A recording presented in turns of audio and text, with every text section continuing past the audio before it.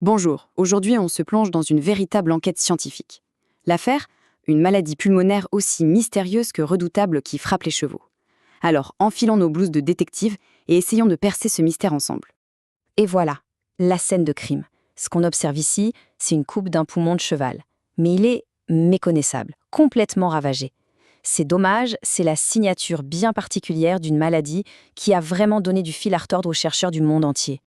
Alors, c'est parti, on ouvre officiellement le dossier, et comme dans toute bonne enquête, la première chose à faire, c'est de mettre un nom sur la victime si on veut. Ici, il s'agit de nommer précisément cette maladie. Le nom de code, c'est EMPF, pour fibrose pulmonaire multinodulaire équine. Un nom un peu compliqué, c'est vrai. Mais pour faire simple, imaginez que de multiples petites cicatrices, des nodules fibreux, se forment partout dans les poumons. Petit à petit, ça empêche l'air de passer, le cheval ne peut tout simplement plus respirer. Et malheureusement, l'issue est très souvent fatale. Très vite, les enquêteurs ont remarqué quelque chose. Sur chaque scène de crime, dans chaque poumon atteint, ils trouvaient le même indice, la même empreinte. Un suspect s'est donc très vite détaché du lot. Et ce suspect, le voilà, l'herpès virus équin de type 5. On l'appelle EHV5 pour faire plus court. C'est un virus de la famille de l'herpès, en fait assez commun chez les chevaux. Mais le fait qu'on le retrouve systématiquement dans les cas d'EMPF, ça a tout de suite mis la puce à l'oreille des chercheurs. Et voilà le portrait robot du suspect numéro 1. C'est une photo prise au microscope électronique qui nous montre à quoi ressemble l'EHV5 de près.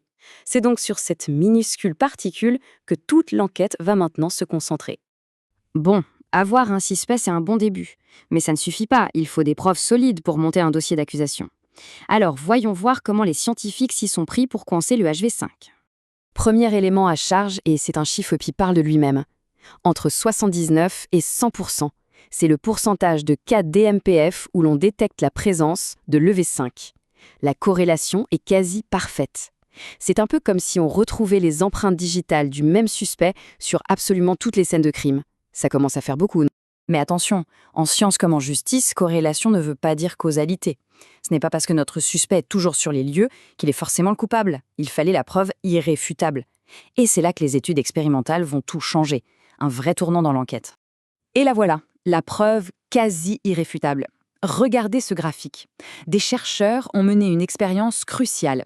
Ils ont pris des chevaux parfaitement sains et ils les ont volontairement infectés avec l'EHV5. Le résultat est sans appel. Le taux de collagène dans leurs poumons, le collagène c'est la substance qui forme les cicatrices, a littéralement explosé. Il a plus que triplé par rapport aux chevaux témoins.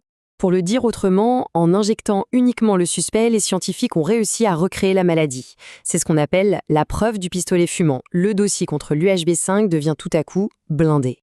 Ok, maintenant qu'on est quasi certain de la culpabilité de notre virus, l'enquête passe à l'étape suivante, l'analyse de la scène de crime au niveau microscopique.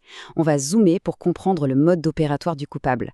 Comment fait-il pour causer autant de dégâts ? L'analyse des tissus, c'est un peu la police scientifique de la biologie. Et elle a révélé des indices clés. D'abord, on a retrouvé des particules du virus cachées à l'intérieur même des macrophages alvéolaires. Ce sont des cellules du système immunitaire, un peu les agents de nettoyage des poumons. Encore plus parlant, on a pu voir des signes clairs que le virus était en train de se répliquer activement. Il n'était pas juste de passage, il était en pleine action. Ces images, c'est la preuve en photo. Ce sont des clichés pris au microscope électronique qui nous montrent la scène de crime au niveau cellulaire. Les petites flèches pointent directement sur les particules du virus, en plein milieu des tissus abîmés du poumon. Là, on peut vraiment dire que le suspect ait pris la main dans le sac. L'affaire semble bouclée, n'est-ce pas ? Suspect identifié, preuve accablante, mode opératoire compris.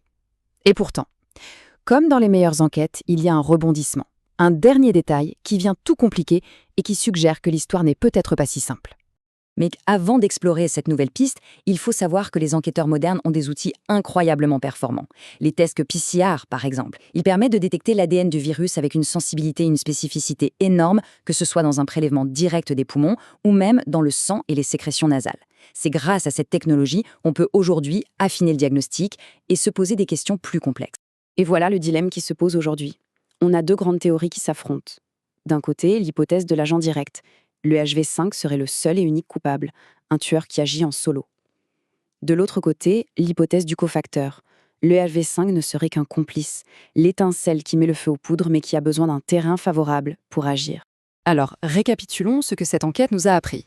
Ce qui est certain, c'est qu'il y a un lien de fer entre le virus EHB5 et l'EMPF. On sait aussi, grâce aux expériences, que le virus est capable à lui seul de provoquer les lésions typiques de la maladie. Et, point très important, on a maintenant des outils de diagnostic très fiables pour l'identifier. Et c'est sur cette question que notre enquête s'achève pour aujourd'hui, une question qui reste ouverte.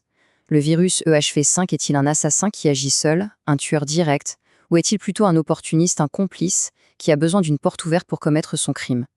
Le dossier n'est pas encore refermé, l'enquête scientifique continue.